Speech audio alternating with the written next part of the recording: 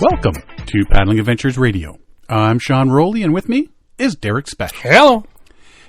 How's it going, Derek? It's going good. Going fantastic. We have a blast from the past with us this evening, all the way south of the border, John Van Barriger. John, how you doing? Hey, guys. I'm doing great. How you doing? Good. Welcome back. It's been a while. Yeah. In a long time. 3 years. Where you been hiding? Under a rock, Wisconsin. We heard rumors you look like Forrest Gump now. Yeah. We started those rumors. The jogging Forrest Gump. Yeah. Well, let's not go crazy. Yeah, good to hear from you, John. Yeah, it's been a long time, man. Yeah. You're out there trying to do the best you can, and that's all you can do, dude. You know, every day above ground's a good day, so, you know. Well, that's what I've been told. By anybody that's not a miner. That's the way I look at it these days. Yeah. Yeah. So you're still working on the long COVID thing. Still on the long COVID, what do I want to say? I don't know. Well, at least you're not a quitter. Train? At least you're not a quitter. At least what? At least you're not a quitter. That's right. I am hanging on to this long COVID until my dying day. It's yeah. I mean, that's part of the reason that we haven't heard from you so much is you're just trying to get by. So we're always here and chit chatting as much as we can. Yeah. No, it's. I think the last time I spoke with you guys was actually right after I got through the actual illness itself, right? Yeah. And so it was about 3 weeks after I got it, I think, and we had chatted then. And then things started going south. And so the unfortunate thing is that I haven't paddled since 2022. Oh, wow. Wow. Yeah. So, yeah, it's, but I am better than I was. And, I went from sitting on the couch and having a hard time moving my arms to going up to a Winter Camping Symposium this weekend. So, it's coming around. It's coming slow, but it's coming around. That's awesome. Yeah. You might be paddling next year. You know what? Funny you should mention that. If I can I'm about to take a trip to the Southwest for a little bit, and if I can physically load my canoe, I will be paddling this winter. Awesome. Canoe You're canoe? snowbirding it, aren't you? I think so. Snowbirding it out west. Out west, yeah. East? Yeah. Yeah, east wouldn't be as much fun. It's a lot warmer in the Southwest. Yeah. Colorado's that way. California's that way. New Mexico's that way. Yeah. Texas is that way. Kind of. Kind of. It's more south. Listen, this is my map we're dealing with now, boys. Okay, yes, sir. Yeah. You're right, sir. Isn't Houston just south of San Diego? Yes, sir. San Diego is awesome in August. I learned to surf in San Diego. Oh, yeah? Did you really? Yep. Wow. Notice I didn't say I was good at it. I just learned to do it. I also learned to do massive belly flops in San Diego. Surfing hurts. That's all I gotta say. Yeah, Mission Beach. Oh, okay. We were on Mission Beach, and that's cool. Yeah, learned to surf. I learned to drink more whiskey in San Diego. One thing at a time. I get chased by a seal while scuba diving in San Diego. Really? Yeah, it was a very angry seal. Or was What'd you do to it? I don't know. I think we were encroaching on. He was circling us, and then he started kind of heading straight for us. And at the last second, he'd dive off away from us, and it's we were like, "What is he doing?" Wow. Yeah, He eventually got bored of us because we weren't being aggressive back or something. He realized you weren't a female seal. Yeah, maybe. Look at the flippers on her. Wait a minute. That's a dude. It's good to know that in 3 years things haven't changed there. Nope. Not at all. Same old game plan. Yep. Yeah, you're only on here tonight so we have somebody else to make fun of for a change. Oh, got tired of it. Yeah, we normally want to make fun of each other. Yep. Yeah, we need a 3-year break. Well, hey, I'm happy to help out. Oh, awesome. Excellent. Thanks, buddy. How did the Winter Camping Symposium go? So tell us about the Winter Camping Symposium. Yeah, it was great. It was this last weekend up in Sturgeon Lake, Minnesota. Yeah. It's about, well, according to my map, your map may be different, but according to my map, it's about 45 minutes south, maybe a little southwest from Duluth. It is my favorite event, to go to. And, I didn't go last year. I had gone the year before that, so it was a lot of fun to get back up there. It was a lot of fun to see people. There's a lot of classes and demonstrations and workshops. It's on this Camp Miller, which is a YMCA camp, and so it's this great facility. So when they talk about survival camp or something like that, you guys hike out in the woods and you're going to build a survival shelter. And, so you're actually doing it. You're not kind of sitting watching someone's slideshow about it, Right. So it's fantastic. It's a great event. It's run by good people. And yeah, I love it. It's absolutely my favorite. Well, you had touched base with us and said, hey, it's happening in a couple weeks. Why don't you guys hop on in your vehicle and come on down and check it out? Which would have been cool to do, but unfortunately we had too many other things going on. And that's way up north, too. You guys probably had snow and everything. Yeah. Like you were literally north of us. We're still in the fall sessions here. Yeah. Not quite winter yet. So... I knew you guys were soft, but I didn't think you were that bad. Donuts, my friend, softer than you know. We're not good with winter here. So yeah, they have a little thing on their website there saying our goal is to inspire, educate, and celebrate everything winter with fellow campers and enthusiasts from all around the region. It's a fantastic opportunity to connect, collaborate, and learn from one another, making this event an absolute must for anyone passionate about outdoor winter activities. Come and be part of the joyous gathering filled with camaraderie and exploration. Whether you're a seasoned winter camper or a newcomer eager to discover the wonders of the season, this event promises an incredible and enriching experience for all. I like the fact that it's not just for people that, are into it already, Yep. that they include newcomers. Yeah. Lots of speakers, and there was a couple I know, like Bear Paulson from North Star Canoes does stuff there. Dave and Kai from Lure the North was down there. Shug Emery, he was there doing stuff. Apparently he was keynote speaker. Yeah. So Dave couldn't make it from Lure the North. He injured a leg, I guess. But Kai was there. She did the Friday keynote, and then Shug Emery did the Saturday keynote. And it was great. It was great. Lots of presentations, demonstrations, hands-on learning is the big thing too. Because there's nothing like going to one of these places and here's how we make a fire. Yeah. Okay. Yeah. Right. What were the crowds like there? Was there a lot of people? You know what? There were. It was 186 thousand primary registrations, and that's kind of like for that's in their average range, but that's like on the high end of their average range. That's pretty good. So that was great. But what was really interesting and very cool about it was that 58% of those people were first-time attendees. Oh, right on. So a lot of people are getting out and getting into it.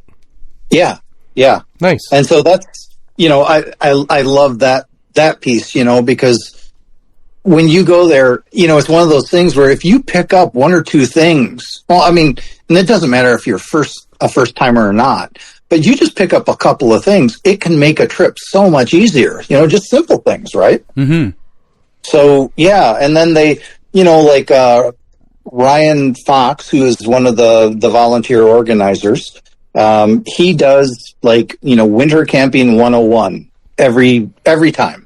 Okay. And so for new people going there, boom, you're right there. Pete Brodigan is from Brodigan Expedition Works. This guy does like titanium camp tools and such. Cook anything from camp tools to cooking gear, and he did a presentation I attended on your first solo trip, and that was absolutely great. And he, it was just like, here's a guy who does it all the time, but can kind of remember going back to those first trips he took by himself and the mistakes, and right. And he's also a guy who has gone through the ice. Ooh. So yeah, so he's able to talk about all of this stuff and how to overcome those kinds of challenges. And he did a great presentation. In fact, then he had, so that was 101, and then he had like 201. I think it was later that day. And I realized, I went in and I was, getting ready for, a great presentation. I'm all excited about it. And then I went, oh, I haven't even gone down the row of vendors outside yet. I better go do that before they close down. So I didn't see his second one, but, that's the kind of thing. There's so much going on and so many different kinds of things that, I love it. Just love it. Well, and there's also a bunch of things here that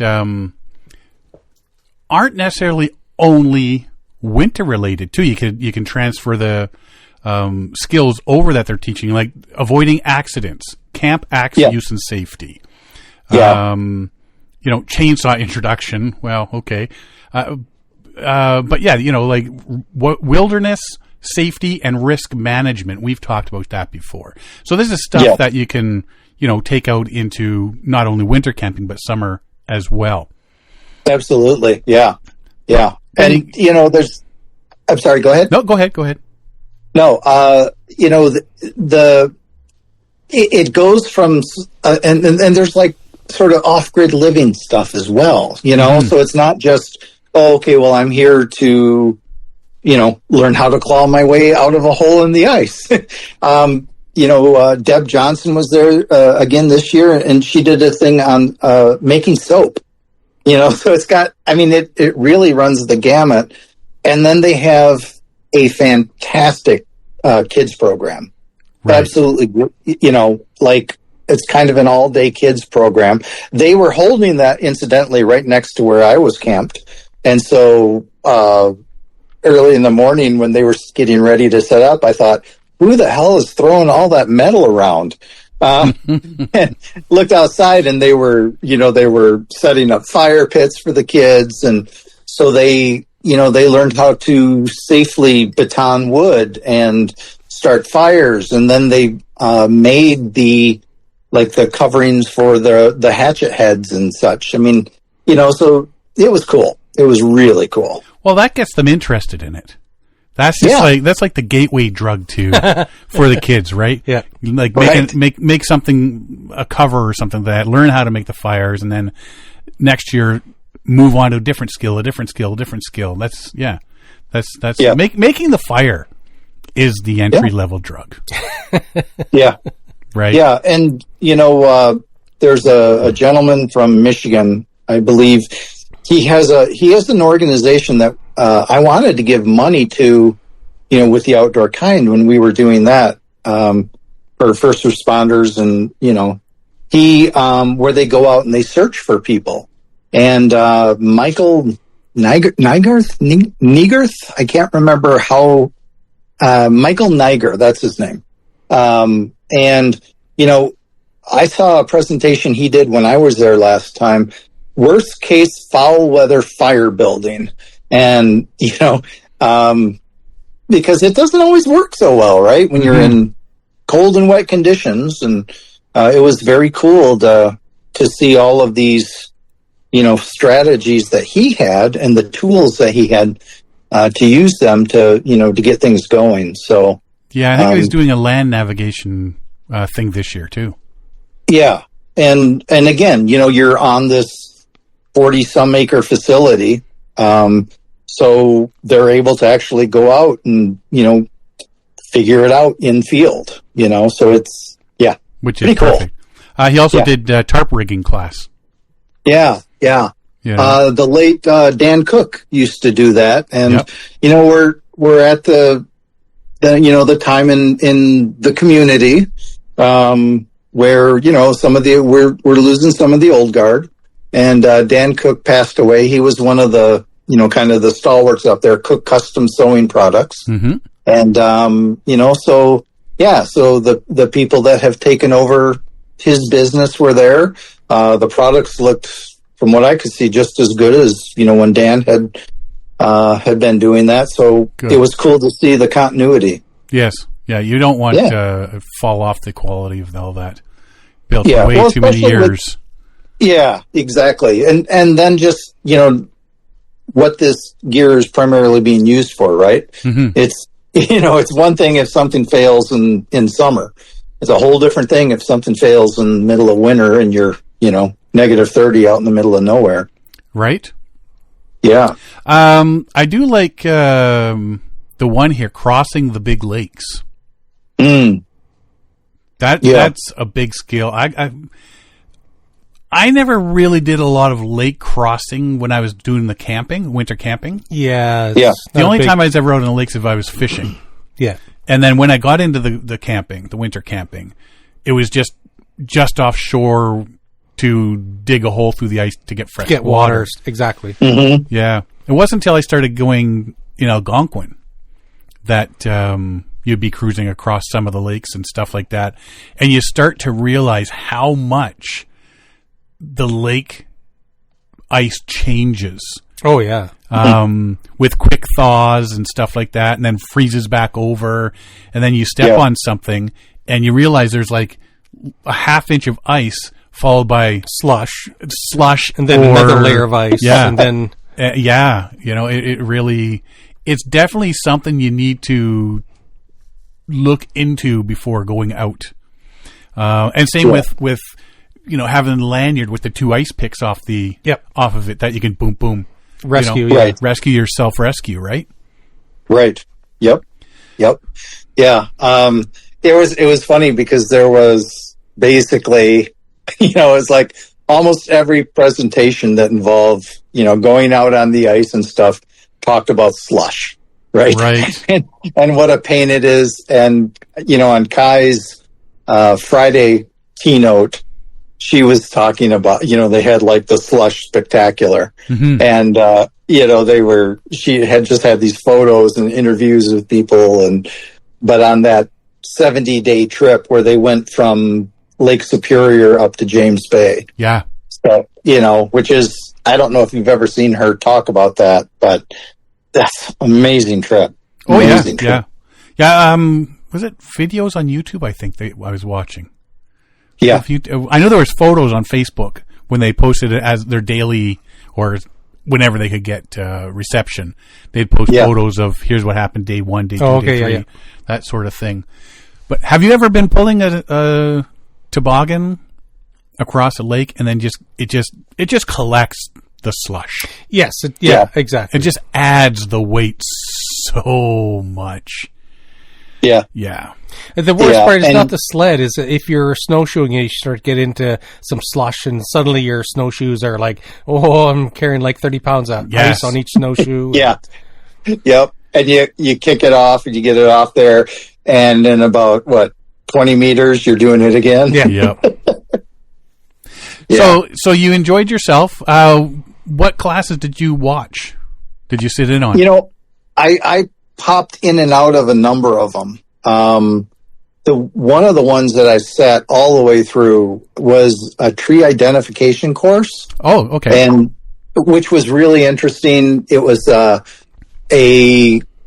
guy. He was from, I want to say, university in Iowa. I think he had gotten his PhD in Minnesota. Okay. And but it was one of those presentations where, you know, this guy is so knowledgeable, and he's taking all of this knowledge that he has, and he's, you know, putting it down to a 1 hour presentation, you know. So yeah. But he was great, and he was funny, and just a lot of really good knowledge and a lot of different ways to identify trees as you're going through. He said he's like, well, you know, I took a walk around the grounds here, and I saw 18 different species and one invasive. And of course, I forgot to ask, what's one invasive? You know, because I was curious about that. Mm-hmm. But yeah, really good. A lot of interesting, you know, info about it. You know, there's the issues of, you know, which trees burn best, you know, for BTUs, throw off the most heat, that kind of thing. Right. So, you know, that was pretty great. One of the other ones that I did sit on was Pete Brodigan's, his solo winter trekking, the 101. And that was just great. And, you know, he was talking about just all of the things that he does. He had a sled laid out on a table in front of him. And so he was talking about, like, you know, what he has in his, you know, his deck bag, so to speak, or his dash bag, or I can't remember exactly what he called it, but, you know, it was all of the important stuff that you want to take with you. Right. You know, and so that was great. And, you know, he was talking about, you know, issues of, you know, slush and somebody had said something about, you know, how quiet it is. One of the great joys of this is you get out by yourself and it's very quiet. Yeah. And somebody made the joke about, yeah, until you come across the, you know, the dog mushers and, you know, all the sound of them and how loud that gets. And he said, yeah, but he said, I have never been upset to see a good dog musher's trail, you know. So he's a good guy. He's been out and done it, you know, and having that trail broken for you by the dogs and the dog sleds, that's not such a bad thing in the middle of a big lake. Not at all. If you can come across, and that's why every time we go, we tend to follow the trail back that we took. Yes. Exactly. Now we were out. Were you there for Algonquin with the wolves? I remember one New Year's where we went out and walked out into a field with a whole bunch of people there, and we did a wolf howl. No, Mike, Marcus, and them were out. I walked in to meet them one day, and then when we got back out across the lakes, because they were. Yeah. I just walked in for the day that they were coming out. Yeah. So we pulled all their gear, and somebody had to break trail because it had snowed while they were in there for a few days. We came back up, and we actually went to the Algonquin Visitor Center and stood out on the back deck. Okay. And you could see the lakes we came across from the back of the Visitor Center, and there was wolves. Oh, I remember that. Yeah. There were wolves coming across. Yeah. They were following our trail. Our trail. Yeah. Yeah. I thought you were there. Cool. Yeah. How cool. Yeah. So, yeah. They were tracking us. Yeah. Hour later. Where'd that food go? Yeah. One of those guys can move fast. Yeah, it's fast food. Yeah. So having that trail benefits everybody. Yeah. Oh, yeah. Yeah. That was, I went down to the, Lee and Amy Hunter did their screen printing thing. So every year they make up a specially designed, t-shirt. Right. For the event. And, you know, it's like a donation of, I don't remember what it was I think it was like $5 per impression or something. And, this year he did one, it was a snow trek, and it was, kind of a Star Trek, what do you want to call it? A takeoff on the Star Trek design. Oh, okay. But instead of a a Starship Enterprise boldly going. It was a camp stove. It was actually a really cool shirt. And, you bought four. Actually got two. But that kind of hits the thing too, is just, I met him up there the first year that I went up there. And, to see them again, to see, Dwayne and Margot at Snow Trekker, tent, and have gotten to know a lot of the organizers, Matt Rasky's another one of these guys who, gives up a lot of time to put this together. Right. And, and they're just really good people. So that's, one of the things about this event I just love, So good introductory for people that are looking to get into it. Great things for people that are already into it. Yep. And all family members, everything. Yeah. And the keynotes are obviously chosen because they're also entertaining, right? Yeah. So exactly. Even if it's, if you take someone along with you or whatever who isn't thrilled about winter camping, and let's be honest, there are a lot of people out there that this idea doesn't work for them, but it's a weekend of late fall camping, essentially, seeing these great presentations, hanging out with some cool people. Yeah. It's a lot of fun. It's a lot of fun. Yeah. You know what? I mean, it's a lot of us do that in the winter when the, hard water season happens. You can't be paddling anymore. When there's no mosquitoes. Yeah, no mosquitoes. Yeah. Derek loves it. That's our way to keep our outdoors going. Yeah. Glad you had a good time there, John. Yeah, thanks. It was a lot of fun. And yeah, no mosquitoes is a big draw, right? It is, definitely. As he's in his laboratory genetically splicing snow to mosquitoes to evolve a winter mosquito. Yeah. Send to Derek, yeah. Right? That'd be awesome. Hey, we can give Derek all kinds of crap and stuff. Did you see the picture on Facebook of where they were sitting for the Blue Jays game? Yeah. Yeah. Wow. Good seats, yeah. Right? Very good seats. Yeah. Yeah, what'd you have to do to get those seats, Derek? Yeah, Derek. There's a group of us at work. There's like 15 or 20 of us that have season tickets. So y'all just 5 game packs and 10 game packs and stuff like that. Nice. You do rock, paper, scissors to see who gets... We do a draft. Oh, yeah? So you just luckily ended up with those... I drafted Game 7. Who knew it was going to go to Game 7? Right? But I also have Game 1 of the World Series, too. Do you? Yeah. And who are you taking? Buddy, pal, friend of mine. Friend.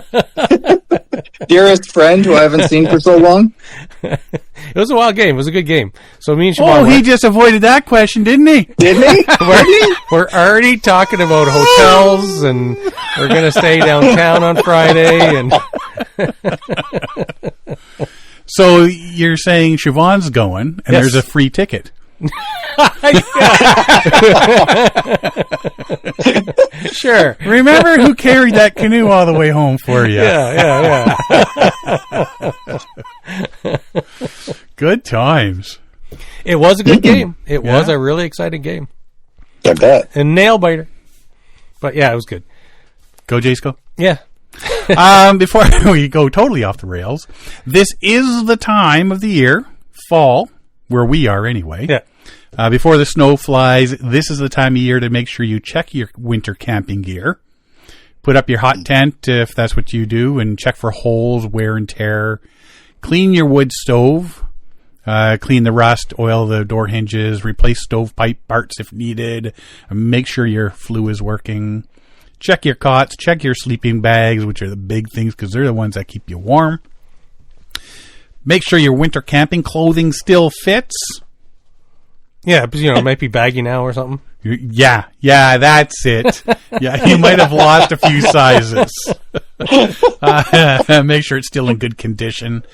Check your snowshoes and hiking poles. Make sure, the poles are still working and your snowshoe bindings and everything are still in good condition. Check your toboggan or your pulk, whichever one you use, because there's nothing like getting out there and then something breaks. Well, and if anybody's like me, it's like, oh, this thing broke or that broke or the strap broke in my snowshoes or whatever. It's like, okay, I'll fix that over summer. Yeah.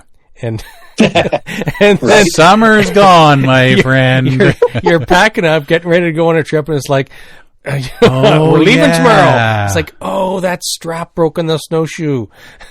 Yeah, let me get a shoelace. Yeah. It's better to find the issues with your gear now than before you're in the backcountry in below freezing temps. Yeah, exactly. It's also time to be getting your cold water paddling gear checked out, cleaned, and repaired. Yes. Because cold water paddling is upon us. Anybody who likes to, like Lake Ontario, it's been windy the last couple of days, and you go anywhere along the lake shore, there's big rollers come in, and it's like, oh, I can. I'm not the type of guy, but if I was the type of guy who likes to kayak surf or do whatever on Lake Ontario, it's like, hey, there you go. So the waves it was pretty exciting looking out the windows at work and saying, whoa, look at that. Right? Yeah. Yeah, I've got my dry suit ready to go, and it's all cleaned up, and it's got the zipper has been waxed. Oh, yes. So it opens and closes nicely. Make sure you do it. Safety third. Yeah. Captain Peter Frank. We got to give a little shout out to Peter Frank. I saw that posting October 20th, 2025 at 9:43 a.m. I have successfully completed a solo circumnavigation of the eastern United States, thus becoming the youngest person to ever do so out of any boat, and I did it in a canoe the wrong way. Now, episode 445 back in August last year, 2024, we met up with Peter and we talked about his trips, and he was doing the Great Loop. So he's just finished it, 480 days, 16 months. Clockwise, 4,853 miles complete, 297 miles portages, upstream, 2,158 miles, and 122 locks. Wow. 120. I mean, we did the locks, and like some of the locks take forever. It does slow you down. Oh, good Lord. Yeah. 122 of them? Forget it. He says, I am the 7th person to have ever paddled the Great Loop, as well as the 3rd to have done it clockwise. I'm honored to play a small part in history. Lastly, today is the 10-year anniversary from being run over by a car, so kind of funny how that works out. When he was, run over by a car, shattered his spine, the whole meal deal. Oh, my God. Had to relearn how to walk and everything. Which is what got him onto this journey of journeys. He started with the unicycle. Yeah. Found his cat. Yeah. And all that. So, yeah. So go back and listen to episode 445 and you'll hear the full story of Captain Peter Frank. You can go to Captain Peter Frank on Facebook. You can check out his website, whereispeterfrank.com, if you want to find out more. He posts on Facebook, especially his daily things. Big congrats, Peter. Job well done, buddy. And hopefully we talked about getting him back on the show when he was done to do a recap of his good for adventure. Him. So right on. Hopefully we can get that done. And it is a tough way. Like I can see why he says the wrong way, because he's paddling up the Mississippi. And Steve Chard is doing it the other way now. Yes. I met both of them within the last year. Yeah. 2 great loops crossing. I think they met at one point too. Oh, I'm pretty sure they met. I think I remember them talking about that. Yeah. Yep. So that's pretty cool. John, you got to go check it out, buddy. Okay, I'll do that. In the meantime, last week, we talked about canoes. A canoe. My whole theory about whitewater canoeing and stuff. Yes, when I was younger, I could get a heavy canoe. I could portage it everywhere. Blah, blah, blah, blah, blah, blah, blah, blah. But we started, and we've said that when you're first started getting into all this stuff, you buy the cheapest gear that you can afford because you don't want to spend tons of cash on something and then find out you don't like it. Yeah. Oh, I got to sell this now. So I'm not a big whitewater fanatic. Never have been, never had aspirations of doing Class 700 rapids. Going over Niagara Falls, screaming all the way down. So I saw that Nova Craft had a Prospector 16 foot, an SP3, which is apparently their heaviest material. It would be awesome if I could get one of their really lightweight whitewater boats for $5,000 plus. Tough stuff boats after, it's like $5,200, $5,500 depending on finish. Options. And then taxes. Yes. Yikes. Yeah. If you want a spray deck, add another $1,000 onto that. Yeah. Right?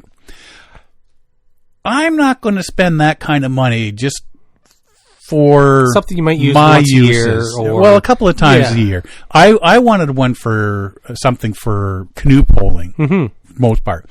But if I'm going to get one for canoe poling, and it can do whitewater, I'll probably do some whitewater stuff. Yes.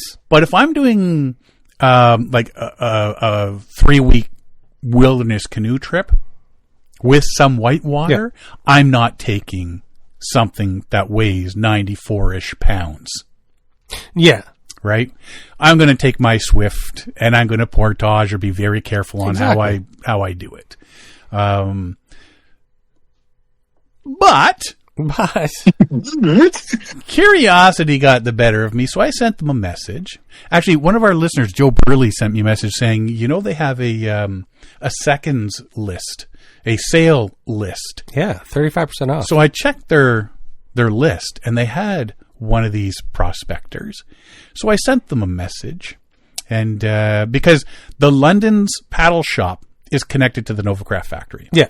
So Mike Prout over at London's paddle shop sent me back a message going, yeah, we got this one here if you want to come and check it out. And I said, well, I think I'll come pay you guys a visit on the weekend. So I put out a little note saying, hey, I'm heading to Nova Craft in London, Ontario on Saturday, and if anybody's going to be around, come out and say hello. And then Derek shows up. Wait, you're going to go look at boats? Well, count me in, buddy. What time you leaving? So Derek and I headed to Nova Craft to check him out. It was a longer drive than expected. I don't think you've been through London, but not I've been in to London. Kitchener, Waterloo, and I've never been. So we get there, met Mike, the store manager, and Brent of Tapley Outdoors showed up, which I've met before. One of our longtime listeners, Dave Wellington, who met us at the Canoe Museum that day, he showed up. They're both from that area, so they might have said, we're going to come out and chit-chat and see you and check out Nova Craft as well. For the record, they never left with a boat. But, they can go back anytime they want. Did Rachel McAdams show up? Nope. Oh. She's from London, Yeah, no, she never showed up. I'm sure she's too busy. Yeah, might be too busy. She thought she knew Derek was going to be there. She's changed, since she's become a, great actress. I don't know. Right? Yeah, Hollywood's changed her. We got there. We took a peek around the store at all the canoes, paddles, PFDs, books, maps, you name it. Had a great chat with everyone about paddling and canoes and everything. So it was a great time to check everything out. Yeah. Mike gave us a tour of the factory. It was cool to see how they make the canoes, different ways and stuff like that. And not only do they make Nova Craft canoes, but they also repair canoes. Not only Nova Craft canoes. They'll repair anything. There was the North Star. Possible. There was a North Star canoe there that got apparently wrapped right around a rock. Oh. Needed some more extra work. Extra work. He estimated it would be cheaper to buy a new one. Yeah. So, oops. So, yeah. Went into the old building to see more canoes that they had for sale but didn't fit in the showroom. Anybody that's watched the Nova Craft YouTube video of them dropping a Nova Craft canoe off the roof. It's a tall building. It is. Yeah. And they dropped a canoe off the roof just to show how durable they are. That's the building we were in. Mm-hmm. It's a very cool building. It's like the old flour mill in London, and so they bought the property and built the factory on it, but they store all the canoes inside this old structure. It's huge. It's like 100. What do you say? 120 plus years old or something. Something like that. Yeah. Amazing building. Holds the cold. Oh yeah. Cold breeze. As soon as you open the door, cold air blows out. So we went in there and checked out some of their boats, saw a few different models, different colors, different lengths, and Derek has been contemplating a canoe. I have been. But he was only there to check it out. We had discussed it ahead of time because I said, hey, I'm going with Sean. And so I said, hey, well, price is good. Friends don't let friends buy canoes alone. That's all I'm saying. That's all I'm saying. There was a bet that Derek would not show up to record tonight because he would have been beaten to death by his wife. But apparently taking her to a Jays clinching Blue Jays game there sort of saved his life a bit. So the blue Prospector 16 that was on the truck was joined by a red Prospector 16. Oh. At that price, you can't go wrong, honestly. No. If you get one, if you don't mind a little scratch dent sort of thing, I mean, you're using it for whitewater. Exactly. Like, you know, you save 35% on the price. I'm good with that. Mm-hmm. I am good with that. Yep. Absolutely. So we found out, yes, my truck definitely holds 2 canoes on top. Yep. 2 16-foot Prospectors, and did it quite well. Did it quite well. We're quite happy with them. SP3, like I say, the weights are based on a year-long production average, so it may vary. I never did weigh the. Yeah, it's 94-ish pounds, they say, so it could be a little bit less, a little plus bit. Or minus 2 pounds. Yeah. So, still, I mean, it's 15 feet, 7 inches. No, he said these are true 16s. Well, yeah, see, that's what he said. They were true 16s. Some of the early ones were. Yeah, their specs online say 15.7. Mm-hmm. So I'm going to get my tape measure out. 3 inches ain't, a few inches ain't going to Because I asked him over there, I said, is this a true 16 or is it a, I thought it was a 15.8. He says, no, these are true 16s. Well, I know they have 15.4s. Yes. Right? So, 36-inch width, center depth of 14.5 inches, end depth of 23, rocker of 3 inches, capacity 900 pounds. So, 2 people, and about 600 pounds worth of gear. Yeah. So that's a lot. And it is a lot. These are, prospectors are known for their loading capacity, right? And so it's a good all-round canoe. The only real drawback is the weight. Otherwise, it's I'm looking forward to getting out paddling it. I like so it does the white water. It doesn't have the keel, so it's good turning in water. It's like this. They say the 17s are a bit tougher to turn, and the 15s are a bit more twitchy and easier to turn. So it would be a good whitewater canoe. And again, sure, it's a little bit heavy for the portages, but man, it's hopefully you're not doing the portages. Well, there you go. Exactly. Do the whitewater instead. Right? So you get the canoe pole going too. Yeah. And what, a decent whitewater canoe is like 60 pounds or whatever. Yeah. So it's not that far off. No. Right? No. Well, and that's my thing is like for the money savings for what you're going to do with it. Yeah. You know, like if you're just getting into it and if you decide within 2 years, you know what? I want one of those more expensive ones because I am really serious. I'm really doing this. I'm doing some big expedition. You'll be able to sell that your Prospector to somebody. They'll snap it up from you and put that money towards a new one. I mean, that's what we are doing with our winter tents. We got into winter camping. We bought a small tent. When we found out, we really do enjoy this, we sold it and put that money towards a bigger winter tent. And what's good about these canoes is it's a really good all-around canoe. And if you take away the weight factor, which a lot of people complain about, but if it's a cottage country boat, or if you're looking at buying up a fleet of 20 of them for rentals or something, and they're going to take a lot of beating and a lot of damage, or whitewater trips, they're good for that too. Mm-hmm. So it's a really good all-around boat, and I'm looking forward to it. It's a nice looking boat. It's nice to see a new boat my backyard, and I'm very excited about it. I had to make room in my garage. We rented a storage locker for a whole bunch of stuff. Yep. And now I have room in my garage.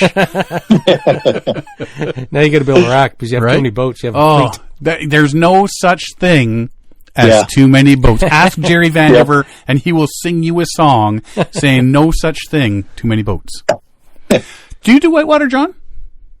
I haven't for a long time, but then again, I haven't canoed for a long time either. So, when you used to canoe back in the 1800s. That's right. Yeah.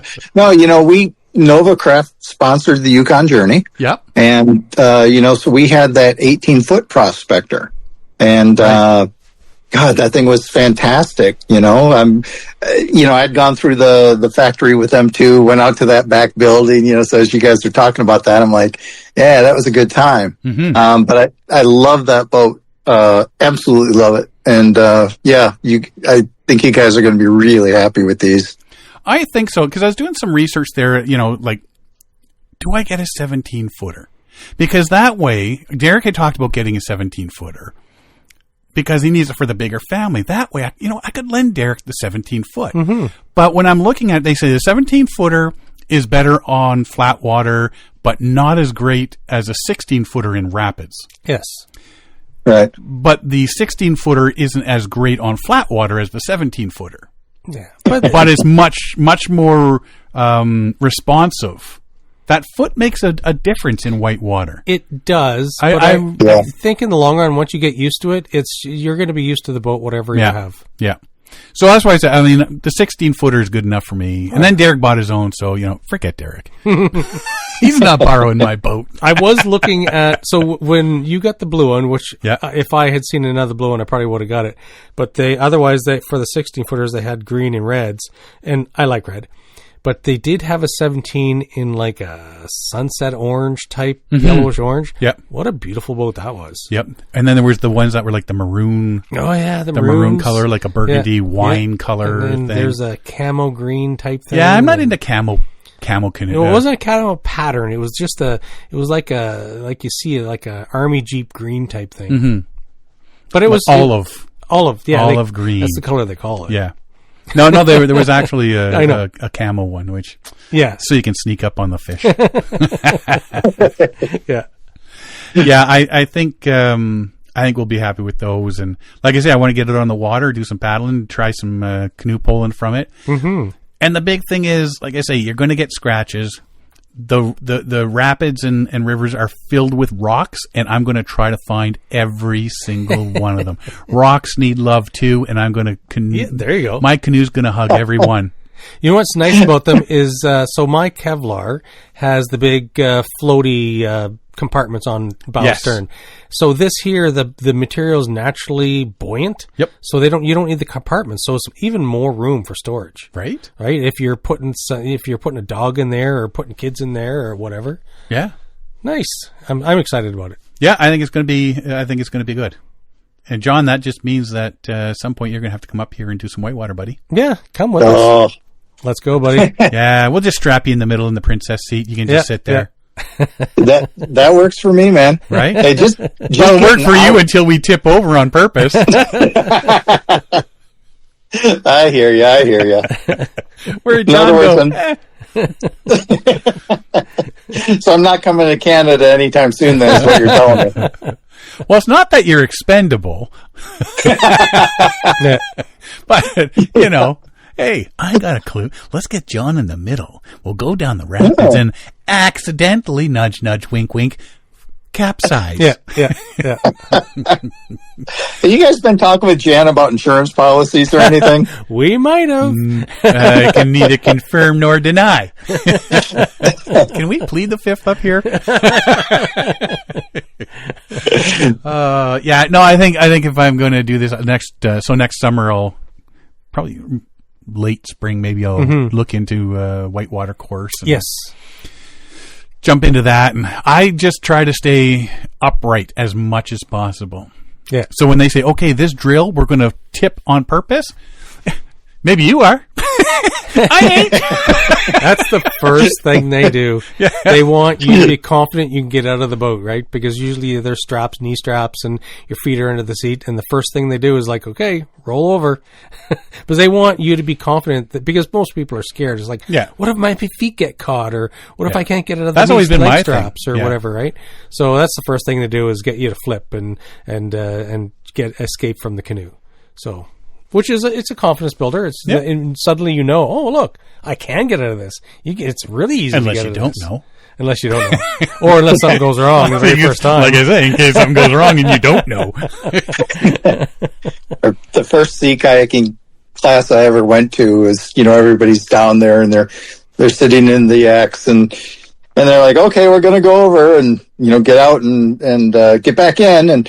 But it was that first thing of going over. Yeah. And, it was funny because you looked at the other people there and there you could see, oh crap, that's that same thing, right? Am I going to be able to get out of this? And the change from when they did it, got out of it and came up, the rest of the time it was like, oh, you want us to go over? Okay. The like you say, the confidence, but also just kind of the ease, and it was such a huge change in that group. Yeah. Once you do it the first time. Yeah. It's like in a boxing ring where Derek gets punched the first time. How's this the comparison? Because everyone after that is easy. Exactly. I'm just getting punched. Okay, whatever. You guys are going to throw me out of a boat. I'm going to at least make up some interesting scenarios. We want you to be confident that you can escape properly. That you can escape properly. Right? You guys are such good friends. Exactly. It's for your own good. It's for your own good, John. Now get out of the boat. And if you drown, you're never coming with us again. No, that's the thing, is just getting used to that sort of thing. I mean, I've spent over 30 years making sure my boat doesn't tip over. Yeah. And now all of a sudden you're telling me I got to tip it over? That's counterintuitive. Yeah. So looking forward to get on the water and doing some whitewater stuff and some canoe poling. And big thanks, Mike, at London's Paddle Shop for the great day and showing us around and helping us with the boats. And it was very cool. Siobhan, thank you very much for being patient and not killing Derek. Well, like I said, she was okay with the price. It was when I listed the weight. Right? I can't carry that. I said, well, I'm going to carry it. That's the one and only thing. The only con. And everybody dwells, it's 94 pounds. Mm-hmm. Yeah, I used to carry a canoe that was almost 100 pounds. Yeah, 30 years ago. What are you saying? What are you saying? So, you know what? It is what it is. Yep. We're getting out on the water, and this is how we're going to do it. Then so be it. If I need somebody to help me take it off my truck or whatever, but I've got that goalpost, the Yakima goalpost, the T-bar, the old goalpost, which I don't think they even sell anymore. That comes up, you put the end of your boat on that, and then you just push it straight up onto the top of your truck. Mm-hmm. Yeah. Beauty. Easy peasy lemon squeezy. If Siobhan does get upset with you about this and kills you over this, I will happily escort her to the World Series Game 1. Oh, okay. Yeah. So you can at least die knowing that, you know. Yeah. At least she's still going to get to the game. Yeah. So what you're saying is you call dibs on the tickets. I call dibs on your boat. It's new. I can sell it for a profit. You can have a catamaran. Hey, John, you need a boat, buddy? I got a good priced one. Yeah, mine is sitting out back, and I'm getting I'm getting anxious to actually go out and try to paddle again.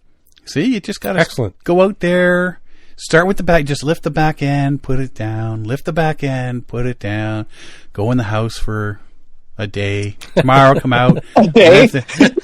lift it. 4 years later, I'll go back out and I'll try it again. build yourself up until you're actually throwing it on your shoulders, and then you put it back down. Yeah. And then you go in for the next day. You just build yourself up slowly, and by the time summer hits, dude, Yeah. You're in it. You're under it, but nowhere near your truck.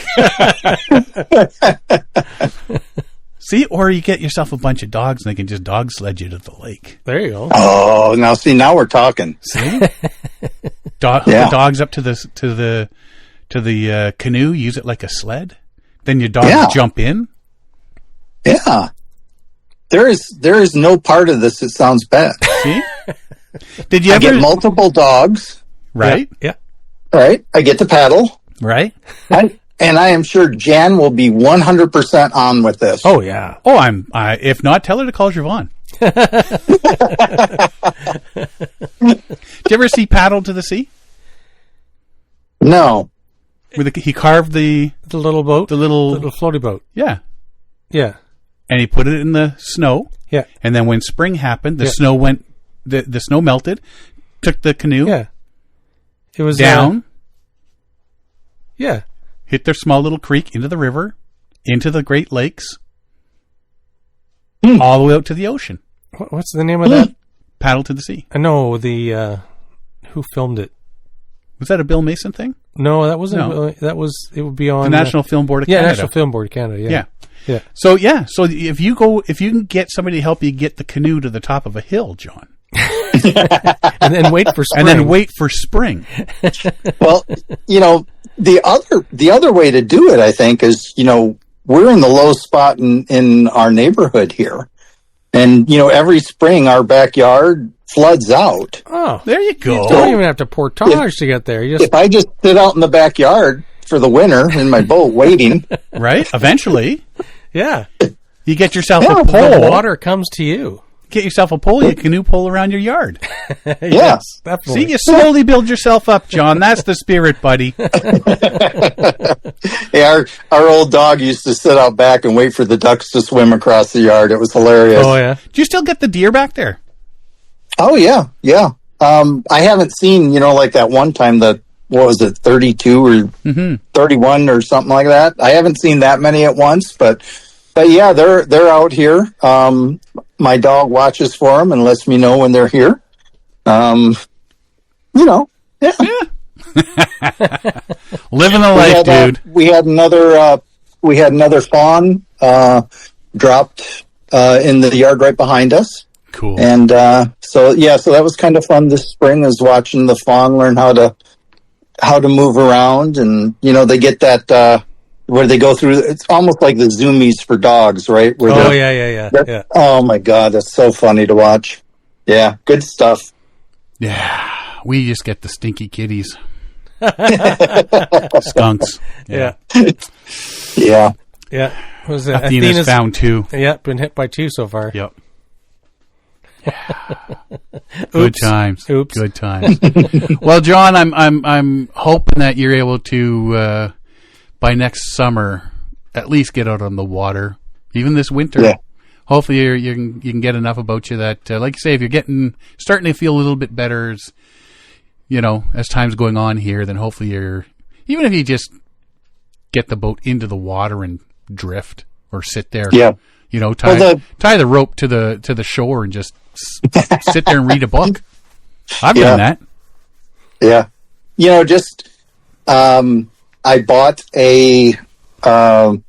one of the mounts, for putting a trolling motor or a small, like a 3.5 horse motor on it. Okay. Yeah. And, it's an 18-footer, which means there's some, paperwork that I'm going to have to deal with because of the 18-foot with the motor down here. That's like their break point from, being smooth and easy to being a pain in the butt paperwork. Right. But I think, I'm going to do that. I'm going to take that with me. And like I said, if I can load it, I'm taking it with me. And, if I've got that in there, then I can paddle out till I'm tired, and I can, motorboat the rest of the day, if you will. Well, see, and that's the whole thing with the over the last few years, the SUPs, stand-up paddle boards, and some of the kayaks, they're coming with these electronic motors. Oh, yeah. And a lot of them are for people who have mobility issues and stuff, so they can paddle And then when they start getting tired, they got this motor assist to back them up, exactly. Right. to make sure that they get back safely. Yep. So It's very much like an e-bike, right? Yeah. You can go out, pedal till you're tired, then throttle off, and then back up. So, Right. yeah. And you just got to watch out for bears. We talked about that already. Those people, they said because usually you're hearing the bikes coming, but the e-bikes were so quiet, the bears didn't hear. Well, it's not just quiet, but they're Yeah. fast. And they're fast, yeah. They got on top of the bears before the bears were able to run away, and so it created Attacked. a confrontation situation. Yep. So make sure you got a bear bell on when you're riding your e-bike by yourself out in Colorado or something. Or you just like sing that. at the top of your lungs everywhere Yeah. you go. Yeah. Yeah. Then people will chase you down and beat you. Right. Yeah, Yeah. for sure. But hopefully we'll get out soon and paddle with you. It would be nice. Yes. Like I Yeah, say, sounds good, man. I miss it. I miss you guys. I miss the paddling community. I've not been real active in it because it's kind of like keeping my mindset, sort of elsewhere right now and in the I guess progress mode, if you will. yeah. So I miss it, and I want to get back to it as quick as possible. Well, we can't wait to get you back here, John. And just for the record, anybody that asks us, have you heard from John Van Barriger? And I said, yeah, visiting hours at the prison are usually Sundays. So they all think you're in prison, John? But I didn't tell them what for. I appreciate that. Yeah. Well, it was either that or you're working at a Turkish bathhouse. So I thought prison, you prefer prison. Huh. Which, I guess, and you could combine those to be working in a bathhouse at a Turkish prison. Well, I mean, hey, I didn't tell them that, there was a Turkish prison involved. I just said prison. I can change it up if you'd like. I could make this any way you want to go. Hey, I saw Midnight Express, so, Well, you know what, John, is great to have you on here again. Thanks, man. We really missed chit-chatting with you and the good times here. So, but we're not dead yet, so there's plenty of times to still carry all the fun times out. Sounds good, man. All righty. You got anything else to add before we leave, John? I got nothing. Derek? Neither do I. Athena? Oh, she's sound asleep. Yeah. Where's the HR cats? The HR cats are upstairs, probably sleeping. So, all righty. Well, if you want to find out more about us, you can find us at paddlingadventuresradio.com. We're on Facebook, Instagram, and YouTube. Or you can download or stream our episodes on iTunes, Apple Podcasts, Spotify, Podbean, iHeartRadio, Amazon Music, Player FM, and all your favorite podcast downloading sites. Or you can just go to the episode page at paddlingadventuresradio.com, and you can either stream or download all our episodes there. 505 Yay! episodes. If you That's amazing. Isn't it, though? Sorry to interrupt here as you're closing, but 505, that's amazing. Congrats, guys. That's great. Yeah, you were a big chunk of those too. Yep, you were. So, little congratulations your way. 1/3 of the congratulations your way, buddy. Yeah. If you enjoy the podcast, please share it with friends, family, and fellow paddlers. I want to thank everybody for listening this week. I'm Sean Rowley. And I'm Derek Specht. We'll see you next time.